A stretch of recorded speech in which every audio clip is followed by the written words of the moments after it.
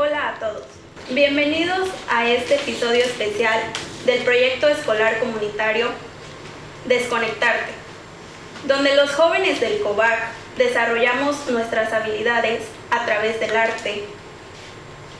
Aprendemos a comunicarnos, trabajar en equipo y expresarnos más allá de las pantallas digitales.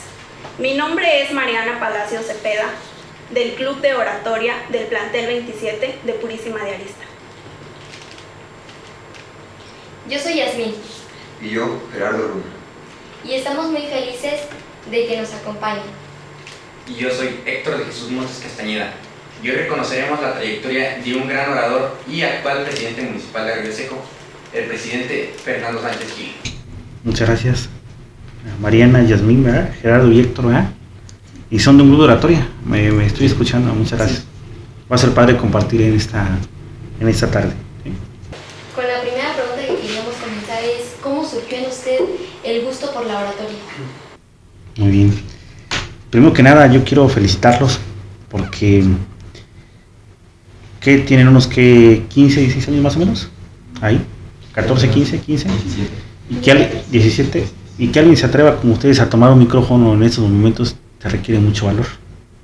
Y sobre todo felicitarlos porque han elegido seguir una disciplina de las que les va a dar las armas para enfrentar la vida en la carrera que quieran, y les van a dar las armas, esa disciplina, ese club de oratoria les va a dar las armas para afrontar los nuevos retos que están por venir, desde concluir su escuela, concluir la universidad y aún más allá. Incluso va a ser la palanca que les dé acceso a mejores niveles de calidad de vida, tanto en el tema familiar como en el tema secular. Cuando yo, contestando a su pregunta, y antes de ir allá, quiero yo felicitar a sus maestros. ¿Quiénes son sus maestros de oratoria? La maestra Diana Garay y la maestra Lorena Lugo. Diana Garay, Lorena Lugo. Y felicitarlos y también decirles que cuando pocas personas se interesan por la formación de la oratoria en los estudiantes. Mucha gente hace voleibol, mucha gente hace fútbol y cada quien tiene una habilidad en este mundo. Pero cuando una persona está en un club de oratoria, tiene reglas morales que tiene que seguir, tiene que tener un decálogo, incluso el decálogo del orador, que imagino que por ahí en algún momento lo van a ver, pero sobre todo ese respeto por sus maestros y uno de los principios de ser congruentes de lo que leen, el actuar con el pensar. Si son los primeros en criticar un tema ambiental, tienen que ser los primeros en brindar alguna solución, por poner un ejemplo de tantos que lleva a cabo la oratoria. Y entonces, ya que están trabajando con esto, ahora sí contestar la pregunta. Corría allá el año 2000, 2002 más o menos, cuando tuve yo la oportunidad de concursar allí en la secundaria de Conca, un tema interno, un concurso interno donde en esos años en la secundaria se había concursos estatales, comenzaban internos, luego regionales, y el que ganaba se iba al estatal. Ahí comenzó el gusto por la oratoria. Precisamente había la necesidad de representar a la escuela. Yo quería representar a mi escuela, quería poner en alto el nombre de la escuela, pero también quería desarrollarme en esa área porque es un tema muy personal y que seguramente hay quien dice, yo soy buena en matemáticas y va a concursos y gana, ¿no? Yo quería mostrarme al mundo a través de la oratoria, a través de la palabra. ¿Correcto? ¿Y cuál fue su primer discurso o la primera vez que habló en público? En ese concurso, ya ven que en la oratoria hay una fase escrita y la fase improvisada. Lo más complicado siempre va a ser la parte improvisada cuando vas a unos concursos de oratoria. ¿Qué es la oratoria? El arte de hablar en público, de ser elocuente, como decía un maestro de oratoria, maestro Muñoz Cota, como decía Ortega y Gasset, o como decía incluso algunos grandes oradores como Marco Tulio Cicerón, como Demóstenes, ¿no? Que ya, si ven la vida de Demóstenes, era una persona que era muy tardada para hablar, la lengua no le funcionaba. Entonces Demóstenes, para poder hablar en público, se ponía una especie de madera abajo de la lengua y practicaba para sacar un discurso fluido, un discurso claro y para poder hablar. Es más, Demóstenes ni siquiera podía hablar. Ya ven que algunos de nosotros, en mi caso muy personal, yo de chico tenía problema con la R y a veces lo tengo con la S, ¿no? Y entonces, cuando te dedicas a esto, también hay estrategias y hay técnicas para que puedas pronunciar tu discurso claro, tu discurso marcado. Y en eso también les va a ayudar mucho la oratoria. Y hay gente que lo logró, como Demóstenes, que era retardado para hablar, se decía así. El primer discurso que yo pronuncié es de la autoría del maestro Venancio Chávez Pérez, y se me quedó grabado porque con ese concurso gané una fase estatal en Jalpan, regional en Jalpan, y pasé a representar a la Sierra Gorda. Era el México de ayer y hoy. El maestro que me daba el discurso era un profesor de izquierda, estaba en contra de los gobiernos, nos daba risa porque militaban en la fracción del PRD, yo siempre, cualquier discurso era en contra de los gobiernos, del PRI, y nos tachaban de todos, y yo no coincidía con ellos, pero le tenía respeto por ser mi maestro. Y si él decía, di este discurso, yo lo decía, aunque internamente no estuviera de acuerdo, pero su ideología era esa. Me acuerdo que en una ocasión un maestro de los de historia estaba dictando en la secundaria la clase de la Guerra Fría, y ya nos hace anotar, dictaba y escribíamos, y ya cuando escribí me dijo, no, deténganse, el título va a ser La estúpida Guerra Fría, porque él se metía tanto en su papel que se involucraba. Y ese discurso que pronuncié por primera vez se llamaba el México de ayer y hoy, que decía: las grandes cabalgatas de los hombres de Pancho Villa desde el norte y las de Emiliano Zapata desde el sur son una revancha contra la muerte. Ahora, el movimiento revolucionario de todos los mexicanos a lo largo y ancho del país se funda en la aceptación de todo lo que hemos sido, el valor otorgado a todas y cada una de las aportaciones que hacen de México una nación multicultural, ¿no? Por mencionar el proemio, y hacía una crítica sobre nuestras costumbres, sobre nuestras tradiciones, sobre la Revolución Mexicana y los logros que la Revolución Mexicana tuvo, pero también lo que no se pudo lograr, aún con el triunfo de la Revolución Mexicana, ¿no? Ese fue el primer discurso que yo diserté y que fue autoría de uno de mis profesores. Entonces fue de la escuela, del COVAC. Del COVAC. Entonces, ¿nos podría platicar su paso por el COVAC y cómo, si hubo más maestros, experiencias o actividades que también lo fortalecieron o le dieron seguridad a usted de entrar más en esto de la oratoria? Sí, yo comencé, este discurso fue en la secundaria, después voy a la prepa, y en la prepa, en los COVAC, no sé si está, hoy lo harán, que hacían un concurso del famoso Itzamna, algo así había antes, concursos de debate político, concursos de oratoria, deportivos, concursos de conocimientos, maratones. El COVAC lo tenía antes, no sé si lo tengan ahora, y ahí tuve la oportunidad de concursar los 3 años, gané los concursos aquí en la región, y los 3 años estuve ganando campeonatos en Querétaro, en los primeros 3 lugares. Y cuando eso pasa, efectivamente me seguía apoyando del maestro Venancio, pero él se fue a Jalpan. Entonces después me tocó, él se fue a la prepa, de secundaria se fue a la prepa de Jalpan, me tocó competir contra los alumnos de mi maestro de ese entonces, el maestro Venancio. Le ganamos.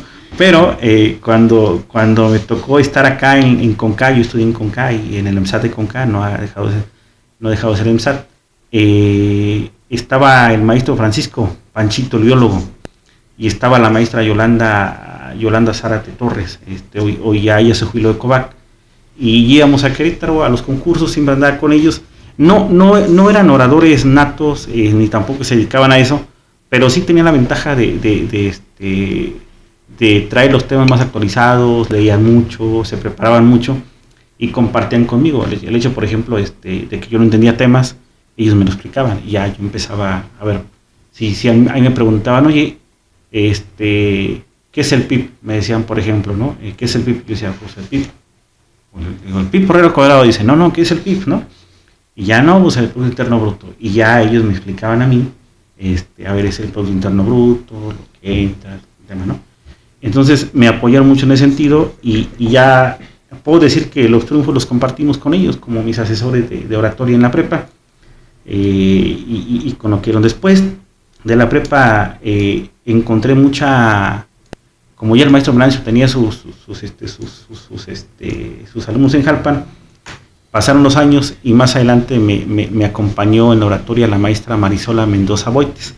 Ella actualmente es auditora de la Entidad Superior de Fiscalización, pero ella traía el gusto por la oratoria a nivel nacional. A ella le tocó los tiempos en los que iban a los concursos nacionales de oratoria y los oradores se escribían a través de las cartas, ¿no?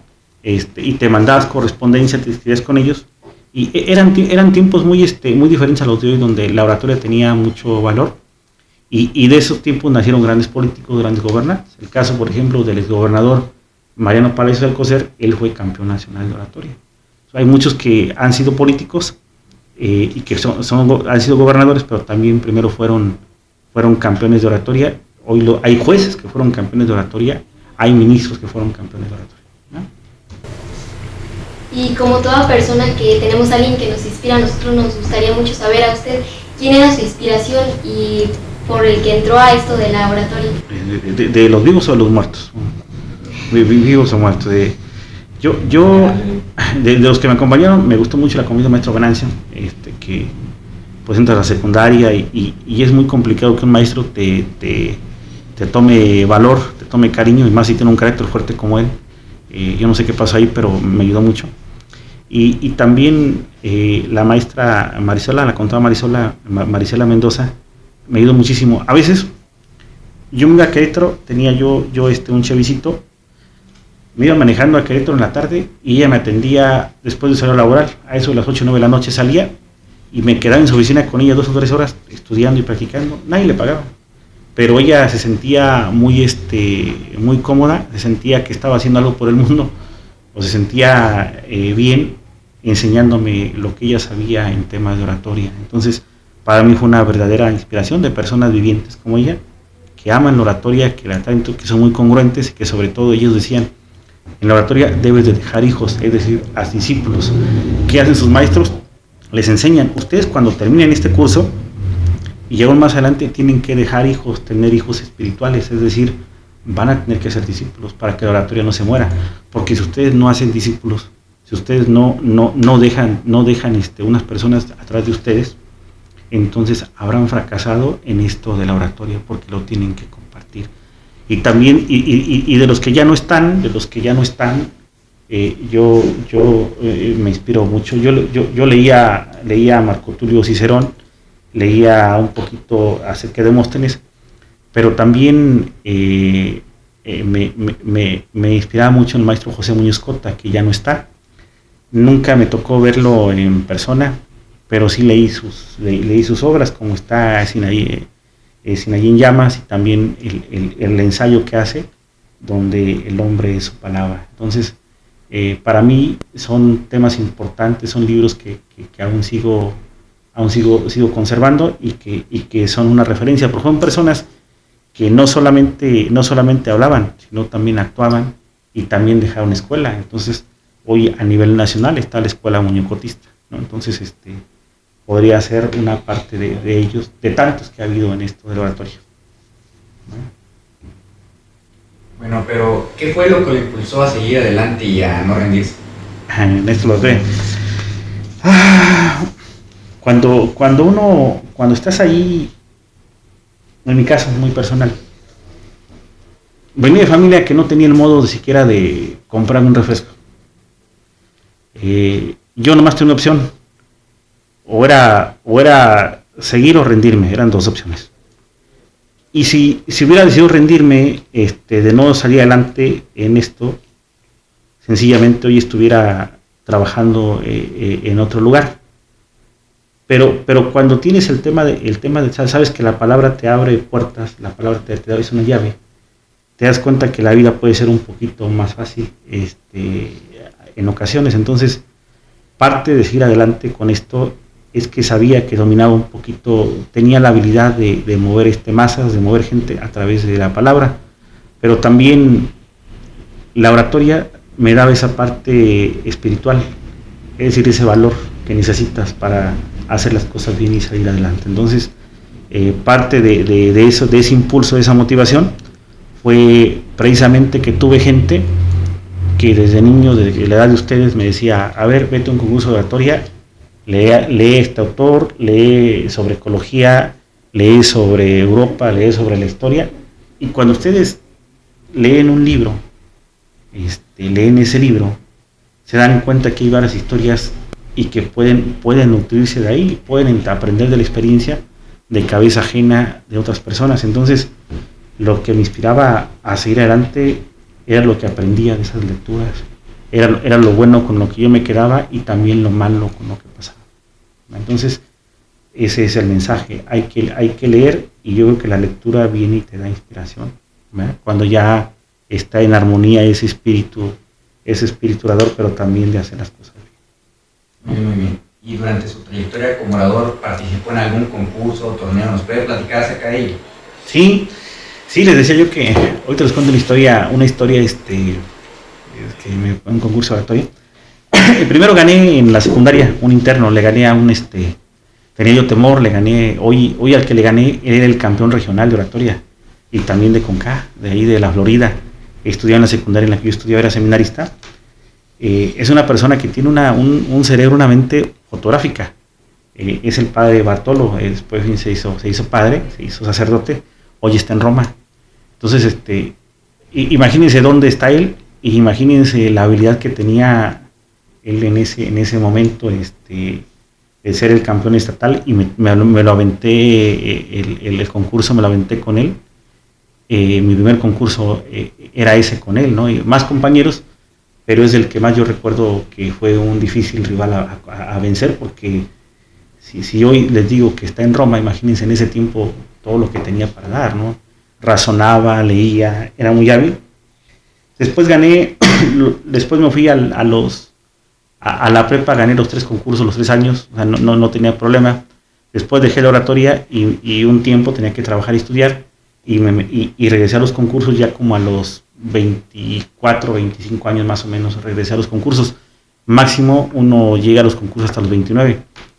Y me acuerdo que llegué a un concurso en la Fundación Colosio después de haberlo dejado, y les decía en una entrevista anterior que el tema de disertar era la vida y obra de Pancho Villa, pero yo no había leído. Yo pensé que con lo que yo llegara ahí al concurso, ya lo que yo sabía de antes, con eso podía disertar, y no, te das cuenta de que llevas un tema preparado y el jurado te dice, oye, aquí tengo, en este recipiente tengo 100 temas, elige uno y tienes que disertar el que te toque. Y en ese concurso estatal, me acuerdo que me tocó lo de Pancho Villa, y a mí y el jurado tenía mucha simpatía por mí, pero cuando comete un error de decir que la verdad hay que ser cultos, hay que estar sustentados científicamente los datos que uno dice en los discursos. Y me acuerdo que yo decía en el discurso, me emocioné tanto y le dije, y es que Doroteo Arango, Francisco Villa tuvo tanates para invadir Estados Unidos. Entonces, ese error que tuve de que me ganó la emoción, me costó la eliminatoria, porque yo nunca debí decir eso. El discurso es muy fluido, tiene sus formas, el tema de la forma, el fondo, y desde luego el jurado, con conocimiento de causa, me sentó. En otras ocasiones fui a los nacionales de oratoria, y decía también un Muñoz Cota, ¿no? En el sentido que nadie se suba a una tribuna sin una causa justa que defender.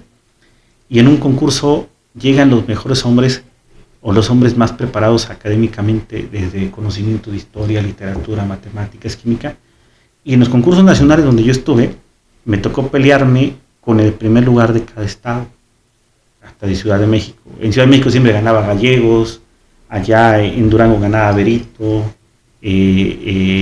o otra chica, en Veracruz ganaba Paul Mil. O sea, ya nos conocíamos todos, que éramos los que siempre estábamos concursando, los que ganamos. Era como una mafia, ¿saben? Porque ya sabíamos quién ganaba en cada estado, y que todos eran bárbaros. Y en Querétaro había otra compañera también, Mayra, que ella ganó varios concursos de oratoria también en el estado, y bueno, a mí me tocó ganar esos.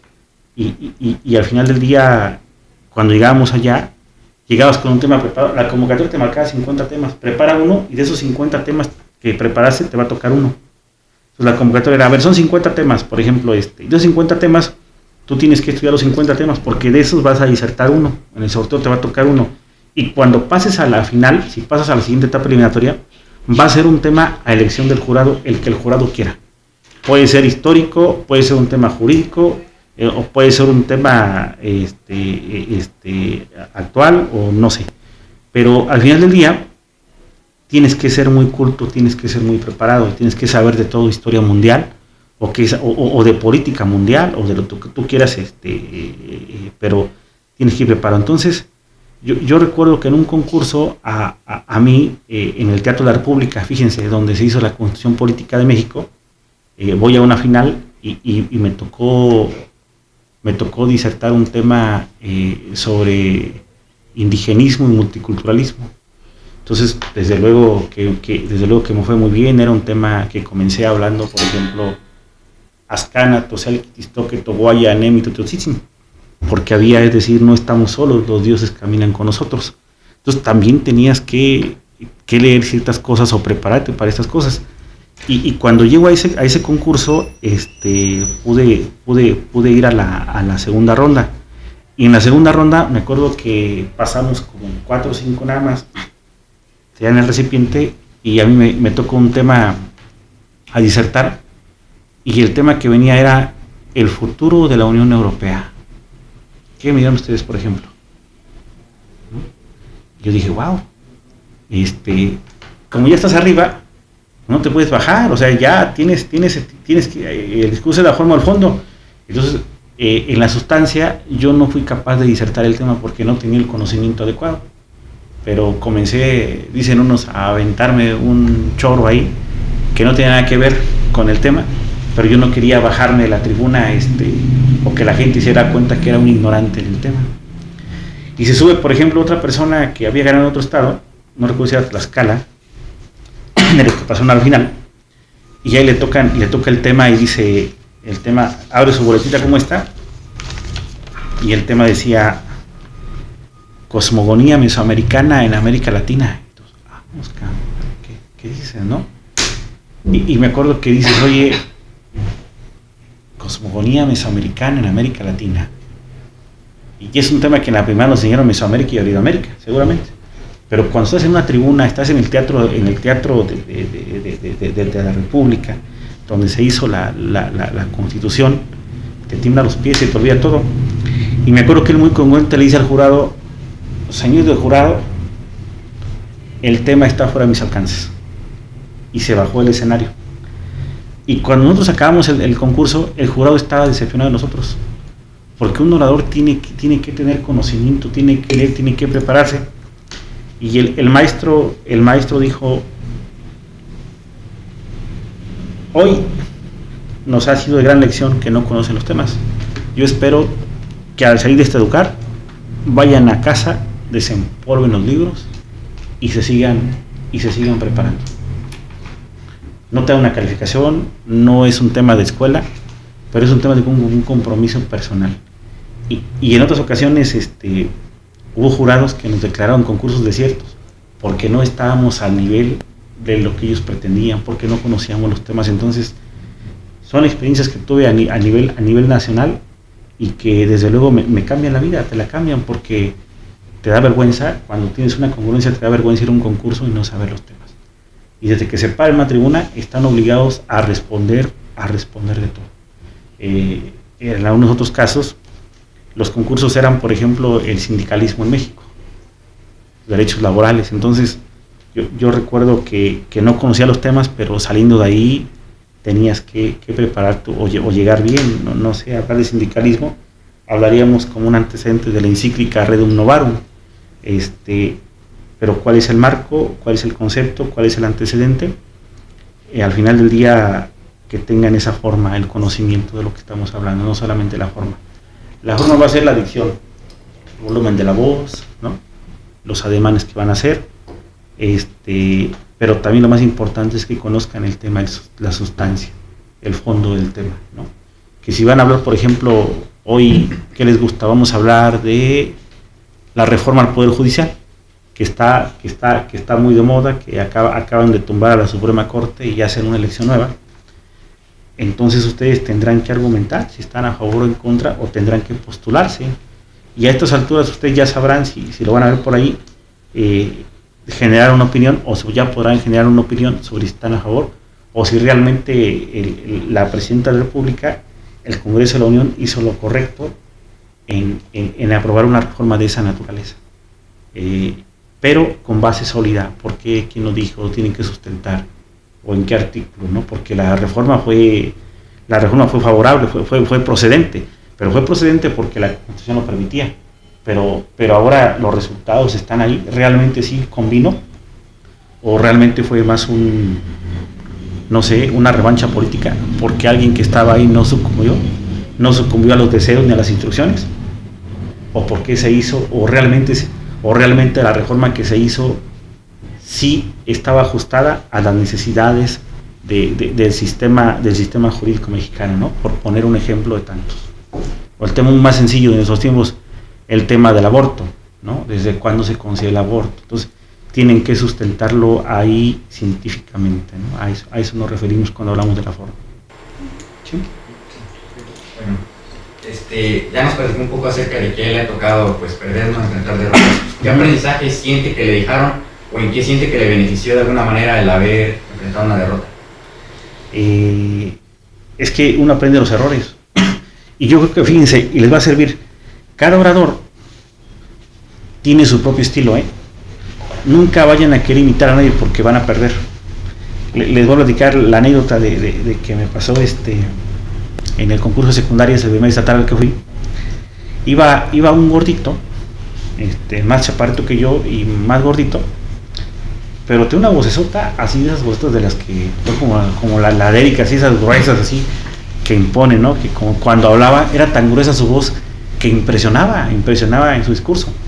Y mi voz a lo mejor no era tan gruesa, era más de las grandes cabalgatas de los hombres de Pancho. Y yo me acuerdo que él empezó al México de ayer y hoy, ¿no? Y se aventó su vocesota así, grandesota. Y cuando me toca a mí, pues yo lo quise imitar. Y yo empecé, las grandes cabalgatas, ¿no? Y todo se me queda mirando, es que él no habla así, es que él no es así. Yo quise imitar a manera de error a un orador. No era mi estilo, no era mi voz, no era mi dicción. Entonces aprendí que tenía que desarrollar de esa derrota mi propio estilo, tenía que desarrollar mi propia esencia. Entonces comencé con eso, aprendí de los errores. ¿Y qué aprendí? Tu propio estilo. Aprendí que tienes que prepararte, que no puedes decir, oye, en concurso de oratoria mañana, y llegar y presentarte como si ya supieras todo. Si no sabes, mejor no vayas. Si no tienes el conocimiento, no asistas, porque es incongruente con el descargo de orador y con la formación personal. Bueno, ¿siente que esto de alguna manera le ayudó a crecer como orador y también como líder? Sí, la oratoria hace líderes. La oratoria hace líderes, la oratoria cambia vidas. La oratoria lo es todo. Si yo no hubiera tenido la facilidad de la palabra, que no la tenía, la fui desarrollando. Dice José Muñoz Cota que el orador se hace, no nace, se hace. Aunque también puede ser que nazca con esos dotes, pero le tienes que ir dando forma, lo tienes que ir cultivando. La palabra la tienes que ir cultivando. Decía Ricardo Flores Magón una frase, ¿no? Bienaventurados los corazones donde enraiza la protesta, la disciplina y la rebeldía, bellas flores que no han sido debidamente cultivadas. Esto traído a la oratoria y cómo te cambia, significa que hay oradores que nacen, hay oradores que se hacen, pero aquellos que nacen tienes que ayudarles a desarrollar la habilidad de la oratoria, y los que se hacen se van desarrollando a través de la formación. Entonces hoy la política necesita congruencia, necesita espacios, necesita nuevos cuadros, nuevas personas, y aquella persona que logra juntar las emociones, logra ordenar sus ideas y transmite ese mensaje que llega no solamente a la militancia, sino también a la ciudadanía, es capaz no solamente de transformar su vida, también cambia la vida de los demás. Entonces hoy yo, si tuviera que decir que cómo ha influido la oratoria en mi persona, ha influido para bien. Es una disciplina, no solamente el discurso no queda después de que te bajas en la tarima. El discurso queda en que si nosotros nos decimos en una tribuna que el presidente municipal de Arroyo Seco actuó de manera incorrecta, porque violó una norma ambiental o porque le reprimió a una persona sus derechos sociales o políticos. Yo soy el primero que debe hacer las cosas bien, hablar de ecología, soy el primero que va a trabajar en ecología, o sencillamente soy el primero que va a buscar que los derechos políticos o los humanos se respeten. Entonces, por poner un ejemplo de tantos. Yo creo que si yo no hubiera sido orador, o no hubiera pasado ese día cuando el maestro estaba enseñando a la oratoria, yo no fuese presidente municipal. Yo creo que si yo no hubiera dado seguimiento a los errores que tuve o no hubiera dado concurso de oratoria, no fuera presidente municipal, porque no tendría la habilidad de haber plasmado un mensaje, ni tendría la habilidad también de haber transmitido a la sociedad. En política ganas porque convences a la gente. Y eso de que a la gente a veces la convences con algunas cosas, no es cierto. La convences con tu actitud, con tu persona, la convences con tu carisma, pero también la convences precisamente con tu congruencia. Entonces, la oratoria es eso, es congruencia. Una pregunta. ¿Usted ha vivido una situación donde la oratoria fue lo que lo impulsó a salir adelante? Tuve una situación bien diferente, donde nuevamente la oratoria me impulsó a seguir adelante. Primero, yo entendí que a través de la oratoria se lograba una formación personal que te ayudaba a ti a seguir adelante, ¿no? Pero mira, una buena historia que me dejó la oratoria, les platico. Una vez hubo un debate político allí en Jalpan, un concurso, me parece que lo hacía el municipio de Jalpan de Serra. En ese concurso de debate, yo no tenía dinero para pagar la colegiatura, la mensualidad eran 1,020 pesos. Lo que pagabas de la mensualidad de la colegiatura de la UAC, ya estaba en la carrera. Entonces, yo siempre le aposté a que la oratoria en algún momento me puede sacar de problemas. Siempre dije, oye, en algo me va a servir. Y siempre tenía el hábito de leer un poquito, de leer los periódicos, las revistas, agarrar artículos de impacto. Y esa ocasión había un concurso de debate político. Yo no tenía lana para pagar la colegiatura, y ese era el último día en que uno podía pagar. Ya ven que vas a la universidad o van a la prepa y te dicen, a ver, si ya tu recibo de pago, tienes que pagar, se te vence en 3 días, ¿no? Pues a mí se me venció ese día, no tenía dinero para pagar. Entonces, y esa la cuento siempre, no me la creen, ¿eh?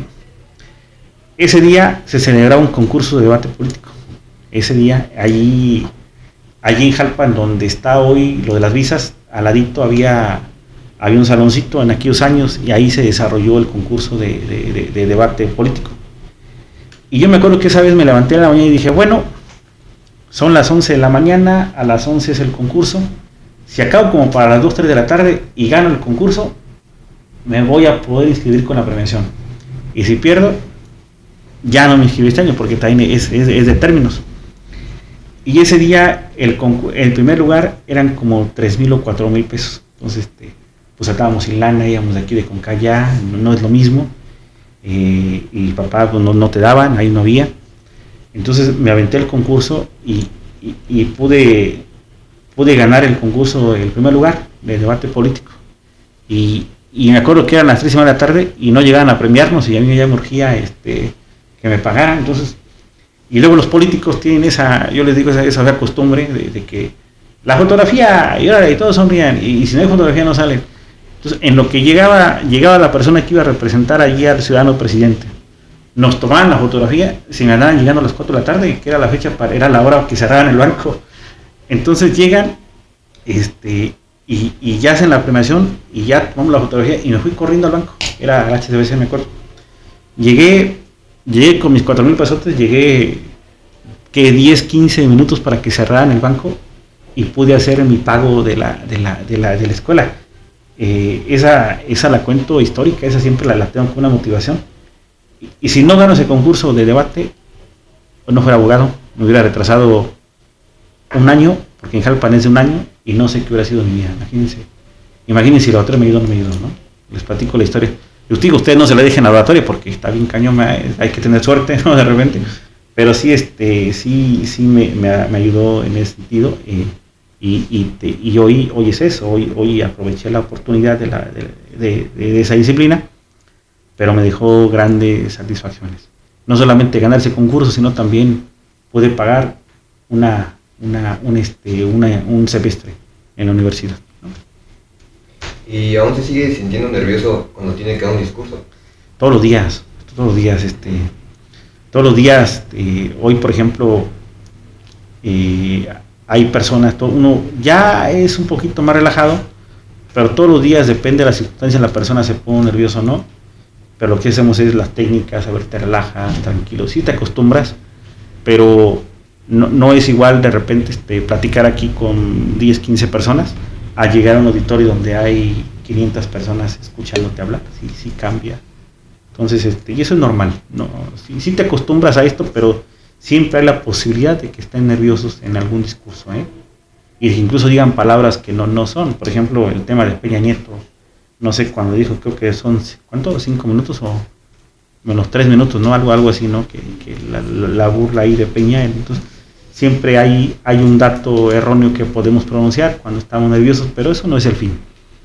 Y si eso llega a pasar, en un discurso te equivocas, compones la situación y listo, ¿no? Retomas nuevamente, o dices, a ver, perdón, corrijo, ¿no? Y es tanto y ya le das continuidad fluida al discurso, al mensaje. Bueno, licenciado, ¿usted qué consejo nos daría a nosotros los jóvenes que apenas estamos empezando en esto de la oratoria?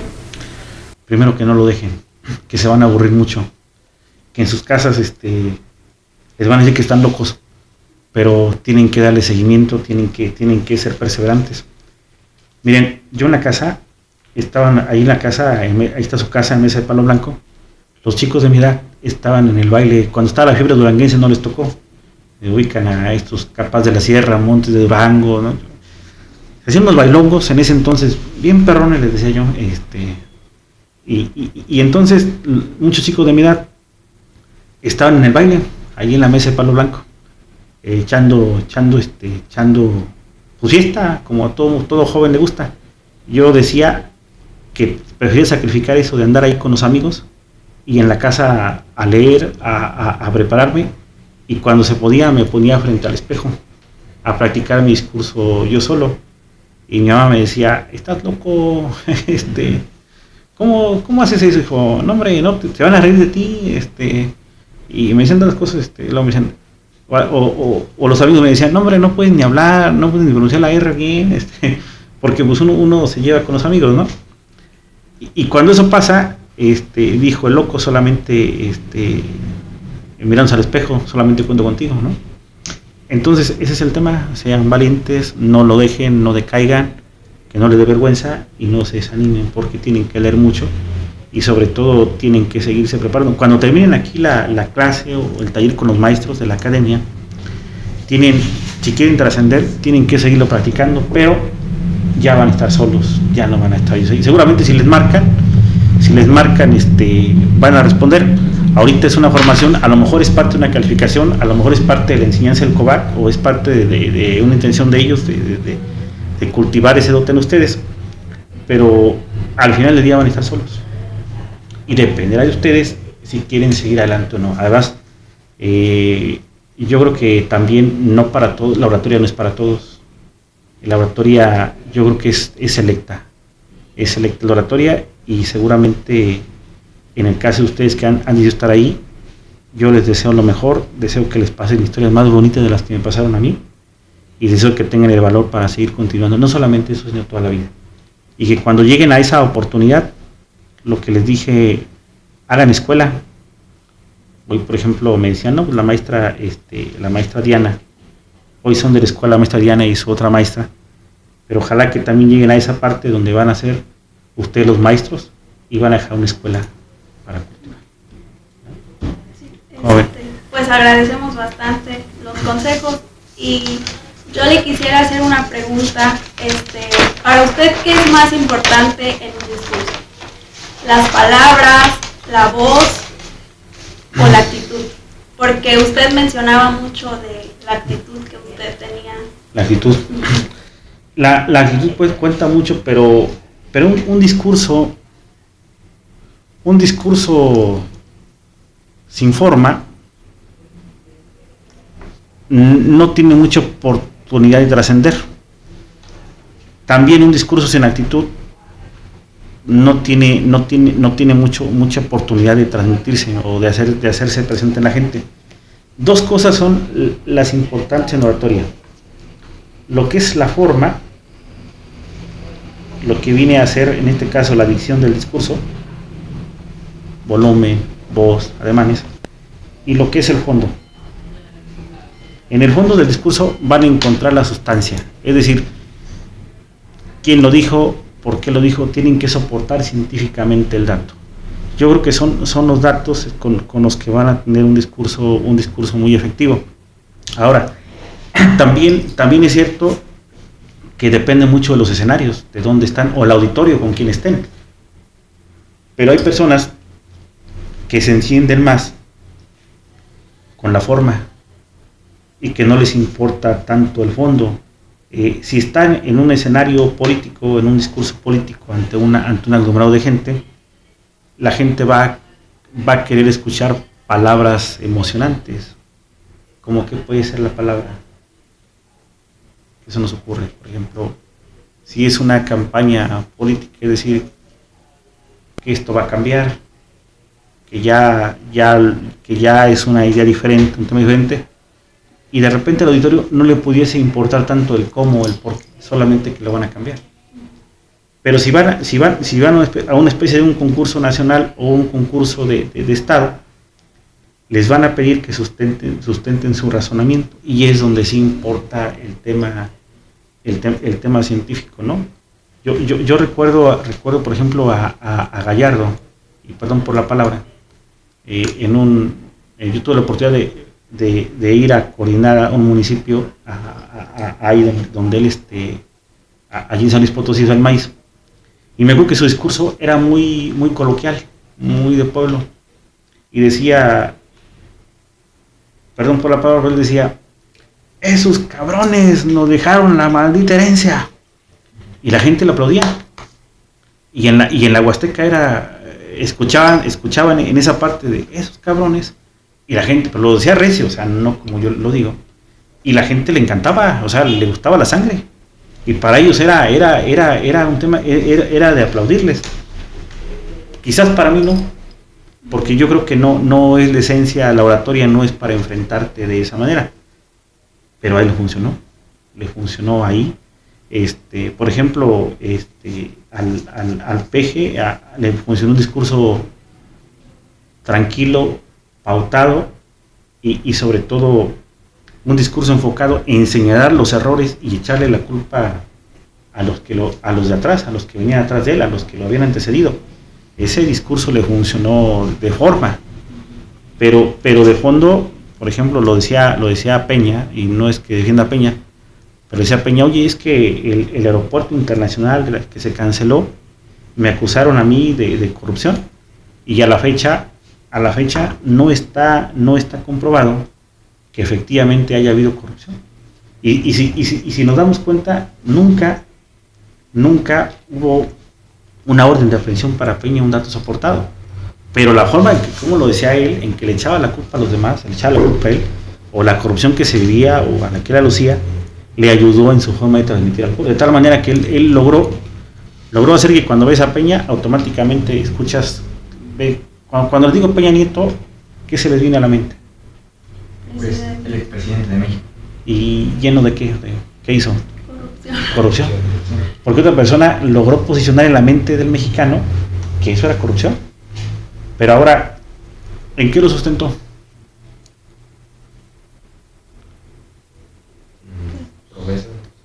¿Qué tenemos, por ejemplo, de pruebas de que Peña fue corrupto? En ese sentido, del aeropuerto de Ciudad de México. Palabras. Palabras. Y así quedó. Por ejemplo, hoy por ejemplo, el tema yo no he sabido que Peña tenga un proceso penal o que tenga una orden de aprehensión hasta hoy, porque al final del día hubo corrupción en el aeropuerto. O sea, nunca la hubo. Entonces, en ese sentido, él nunca sustentó técnicamente sus datos.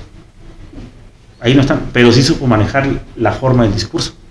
Entonces, a eso también me refiero. A él le funcionó así. Entonces, en un concurso de oratoria, vayan preparados con la forma y vayan preparados con el fondo, porque ahí no tienen de otra.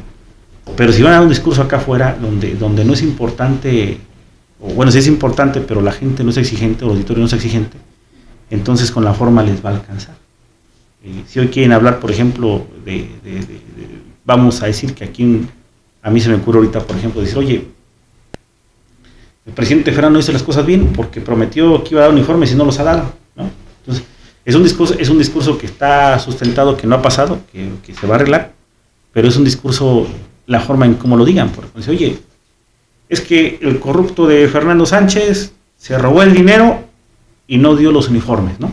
Entonces, lo que venía por uniforme se lo robó, ¿no? Lo dice acá, no todo el mundo.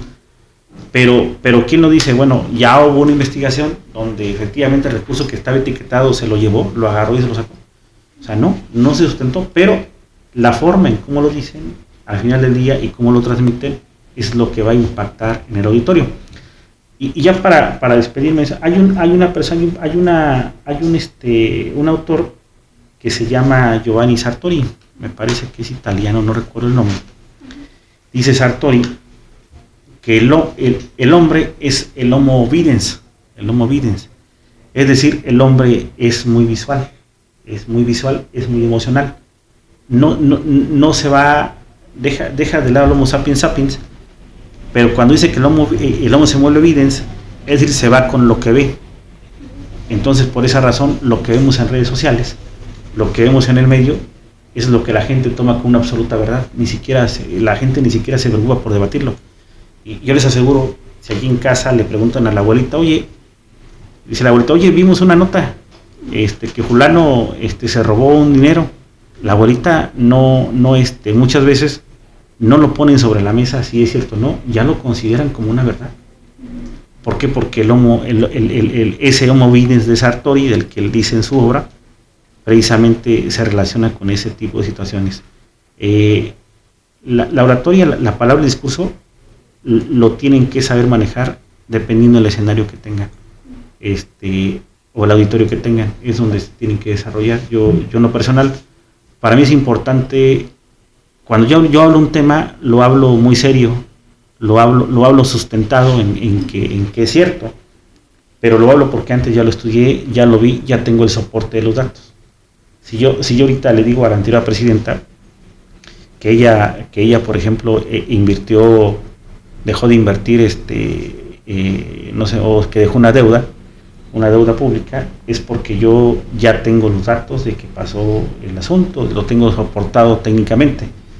Pero si no lo hago así y lo digo sin sustento legal, ella me va a decir, oye, no seas mentiroso, mira, me va a documentar que efectivamente sí dejó dinero de impuestos o sí dejó lo que quieran, me va a callar. En lo personal, para Fernando sería una pena que alguien te dijera mentiroso, no fue cierto, y me calle con argumentos, pero para otros no, va a ser la forma en cómo lo digan. Entonces, forma y fondo, y úsenlo en base al escenario que tengan, y por qué no decirlo también en base a la conveniencia a veces de ganar ese concurso, o también del tema que les va a tocar a debatir, porque a veces van a debatir temas en los que no están de acuerdo.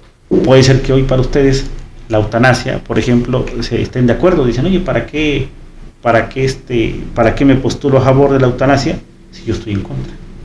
O viceversa, pero en ese rato te toca hablar a favor. Entonces, si yo les digo, ¿estás de acuerdo en que se permita la muerte natural? ¿Su percepción es sí o no? No. Y si en el concurso le digo, bueno, él no está de acuerdo, para fácil, digo, háblame a favor de que sí quieres que se permita la muerte natural, el argumento cambia. Entonces, por eso ya tienen que hablar en base a la conveniencia del concurso, del discurso. ¿Vale? Sí, licenciado, bueno, antes de cerrar, a mí me gustaría pues conocer ahora sí que desde su experiencia política, ¿verdad? Ajá.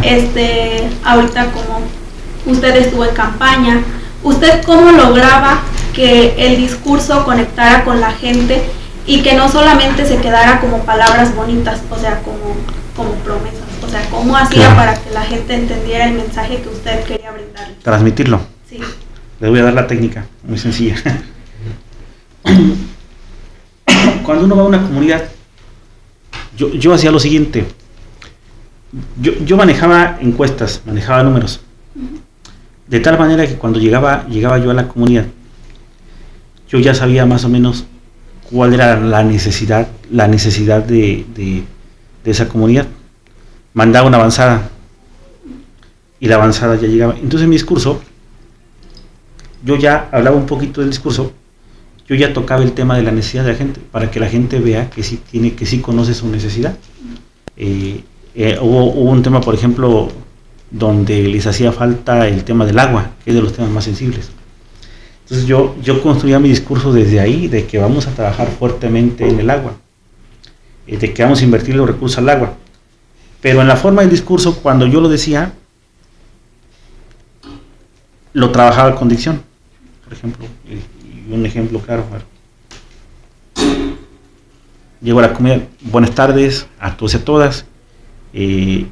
Fíjense que en esta comunidad estamos muy conscientes de que sufren de agua. Yo también vengo de una comunidad donde me tocó sacarla del pozo, porque me tocó esa parte, utilizar mi experiencia de vida. Me tocó cargar el agua como ustedes. Y es un compromiso muy personal que hoy haga realidad su tema del agua. Entonces, la adicción, ¿cómo fue? De menos a más. Sí. Usa tu experiencia, pero es un tema genuino porque yo sí viví esa parte, porque yo sí estuve careciendo de eso. O sea, yo sí carecí del tema, pero también el mensaje es, el discurso fue de menos a más. Comencé con un tema corto. Y si ustedes quieren impactar en un discurso, abran bien y cierren bien. Se podrán equivocar en los datos duros del discurso, pero si abren bien y cierran bien, la gente les va a aplaudir. Y la estrategia está, decía un amigo de aquí, me decía, dijo, ¿por qué la gente te aplaude cuando les gritas? Me decía un amigo, le digo, no, es que la estrategia no es que les grites, es que tienes que hablar, cerrar fuerte, pero con una voz alta y contundente, y la gente se acuerda de eso. Y cuando tú hablas fuertemente en tu discurso y cierras así, la gente siente la emoción de manera natural. Cuando la gente siente ese grito que él dice, penetra en el espíritu de la gente. Por eso en mí van a ver muchos discursos donde de repente comienzo a hablar lento, despacio, y cuando cierro con una voz potente, para que la gente se le quede, de todo lo que dije, se le quede una palabra. Y les voy a dar un ejemplo claro.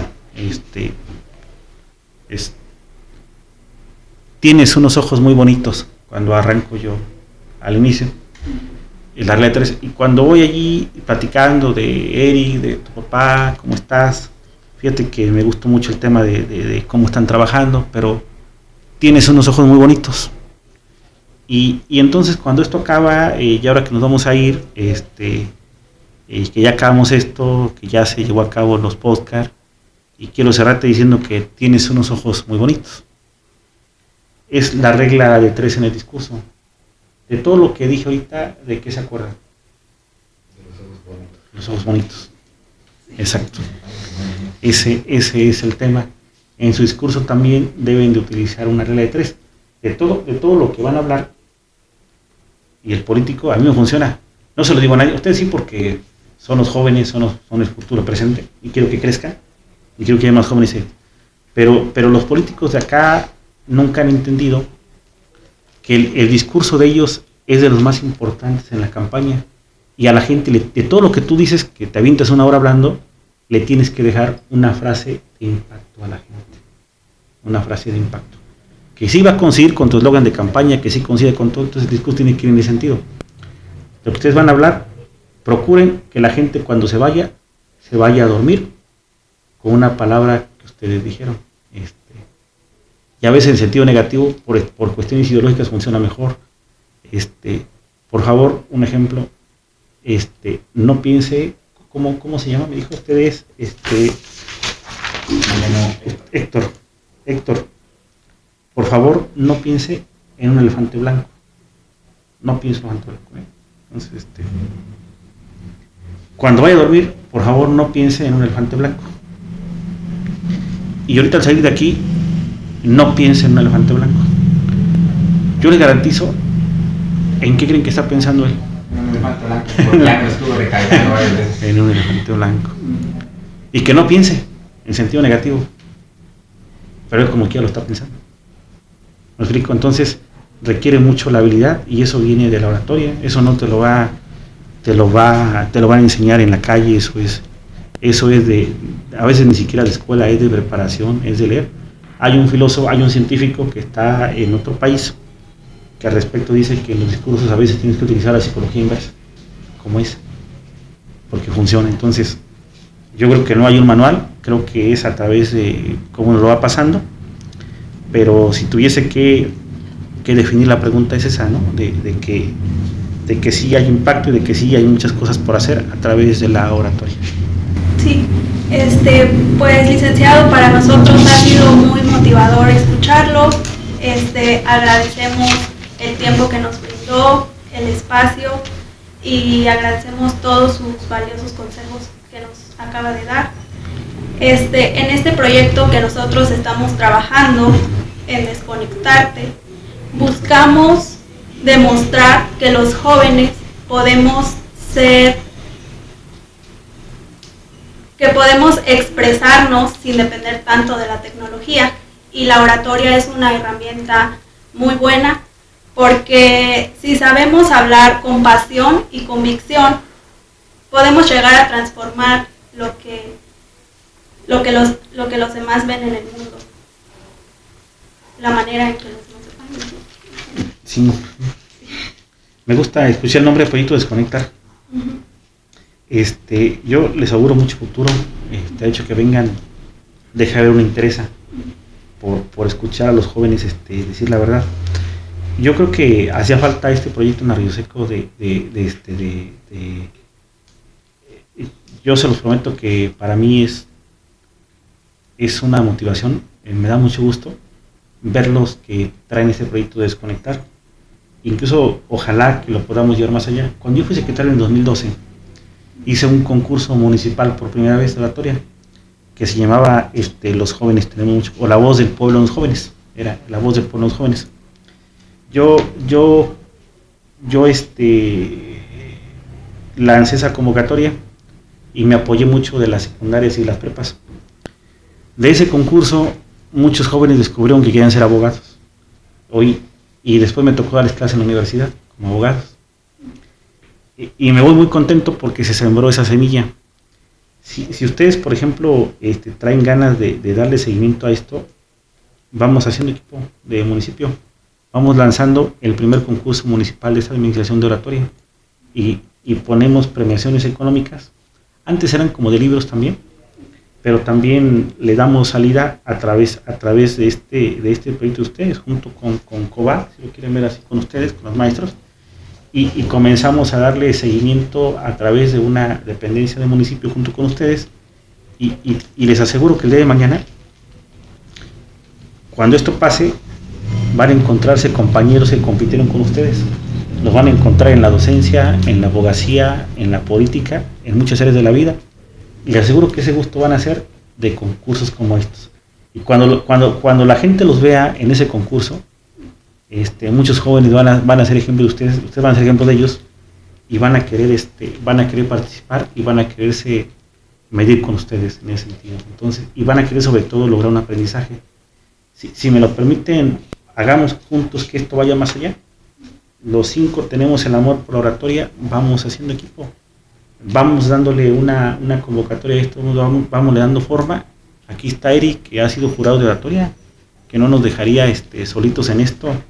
Ahí están los medios de comunicación a su disposición, los que trabajan con municipio, y que esto llegue a todo Arroyo Seco, y que ojalá sea una masa, y que el día de mañana se contagie Jalpan, se contagie todo Querétaro de esta energía de la oratoria.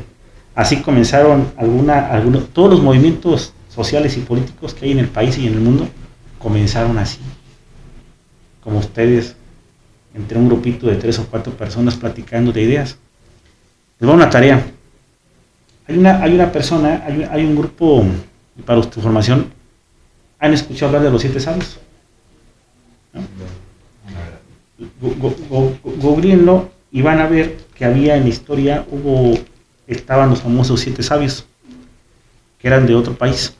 Se juntaban a hacer química, a hacer historia, a hacer política, hacer tertulias de poesía, porque tenían todas las poesías. Después se convirtieron en grandes personajes, y ya después viene ese movimiento, trajo grandes personajes en la historia, en la política y en las leyes mexicanas, y también se formó un club de los 7 sabios en México. Cuando salgan de aquí, echen una googleada a los 7 sabios mexicanos y van a entender que el espíritu que traen ustedes es un espíritu muy parecido al que tuvieron los 7 sabios cuando se interesaron por temas como estos. Está bien interesante la lectura. Y si quieren leer varios libros, y si quieren vivir varias vidas, lean varios libros. Ahí con eso cierro mi mensaje. ¿Okay? Bueno, muchas gracias a todos por escucharnos en este episodio de nuestro podcast del Club de Oratoria. Y pues nada, simplemente queremos invitarlos a que se animen a practicar la oratoria. Porque cada palabra que decimos tiene el poder de inspirar y generar un cambio. Exacto. Muy bien. Sí. Pues también quisiera darle este pequeño obsequio por parte de nuestro colegio de bachilleres. Muchas gracias. No, muchas gracias a ustedes por su tiempo. No, yo bien agradecido, porque lo vamos a poner aquí en esta oficina el tiempo que estemos. Como reconocimiento y agradecimiento, si nos permiten, ¿no? No, sí, está. Eso no para nosotros, la verdad. No, para mí, yo creo que es muy complicado encontrar personas con las que pueda hacer equipo en ese sentido. Para compañeros de fútbol, voleibol, no sería para chéveres, de encuentro no sirve. Pero para esto, la verdad es que si requieres encontrarte, yo no pueda apoyarles, no pueda incluso. Yo sigo teniendo contacto con aquellos que eran mis competidores en aquel entonces de los nacionales, y conozco maestros de oratoria que vienen hasta acá de jurado, no te cobran un peso, pero vienen además por amor al arte, por amor de esto.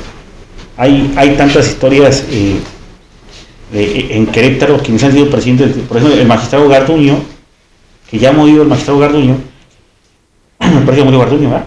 Sí. Ya murió Garduño. Jesús, ¿verdad? Él fue magistrado del tribunal y era muy, en la Facultad de Derecho, él era muy conocido porque estaba al torte y barbón así y caminaba así como sacaba el pecho y así caminaba Garduño, ¿verdad?